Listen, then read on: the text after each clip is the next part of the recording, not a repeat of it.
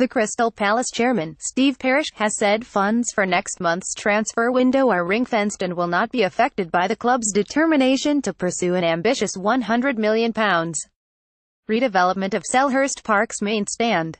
Palace, 18th in the Premier League after the We're-Stever start to a top-flight campaign and no away goal in the division since April, have unveiled eye-catching plans for the redevelopment of their home of more than 93 years, which would increase the capacity from 26,300 to 34,000.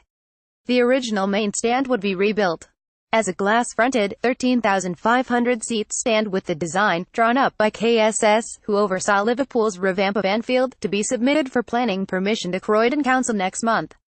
The club intend to lean on their major shareholders, Parish and the American businessmen Josh Harris and David Blitzer, and will explore debentures and advanced season ticket sales to fund the two-year build, which they would hope to complete by the start of the 2021 season. Yet Palace still intend to flex their muscles in next month's transfer window, when Roy Hodgson hopes to recruit a goalkeeper, striker and potentially another attacking midfielder. That transfer budget is ring-fenced, said Parish. If you look at the 14 clubs below the top 6, pretty much everyone is spending, apart from the promoted clubs, where you almost can't spend it all. You've pretty much got to spend everything on the playing side. You run an even bigger risk of relegation. It's impossible not to spend almost all your turnover on the playing side if you want to compete. Sometimes you're smarter and get a good player for less, but other times you have to pay. It's the nature of the beast, really. Dialogue began with the council's planning department last month, and is ongoing with Sainsbury's, whose store adjoins the ground, with Palace seeking a tiny sliver of land from the supermarket. I can't imagine for a minute that Sainsbury's want to be the people who hold up the development of a new iconic venue for South London, said Parish, who admitted residents would need to be appeased. We've deliberately chosen something with a minimal potential roadblocks, and Croydon Council have been outstanding so far. We've put them under pressure, time-wise, and they've responded brilliantly. I'm sure they're not going to want to drop this. I'm sure they're going to want to be sensible. For the long-term future of this football club, it's essential we improve this facility here.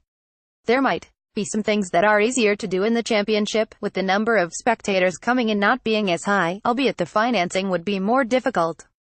But, as a club, we've got to get past relegation being the be-all and end-all. People think we've stalled, asking, what are we here to do? Avoid relegation every year. That's our reality at the moment, and we can't run away from the mistakes that have got us into this position, but that's on the pitch stuff. This is the long-term future of the club. It's got to happen. The plans would also have to be approved by the Regional Planning Authority at the Mayor of London's office. Palace will benefit from around £2 million in compensation due after their former manager, Sam Allardyce, joined Everton last week, with the Merseyside club also hoping to prize the goalkeeping coach, Martin Margetson, away from Selhurst Park. Sam did a great job for us. He was 100% honest for me the entire time he worked for the club, added Parish. I was asked by Everton what I thought, and I said he was a brilliant manager to work with. He feels a bit better about life, and this is a different kind of challenge with the ownership they've got. We all know the kind of money they are going to be prepared to spend. I don't begrudge him it. I like the people at Everton and wish him every success. I wish they weren't trying to nick our goalkeeping coach, but other than that, I like them.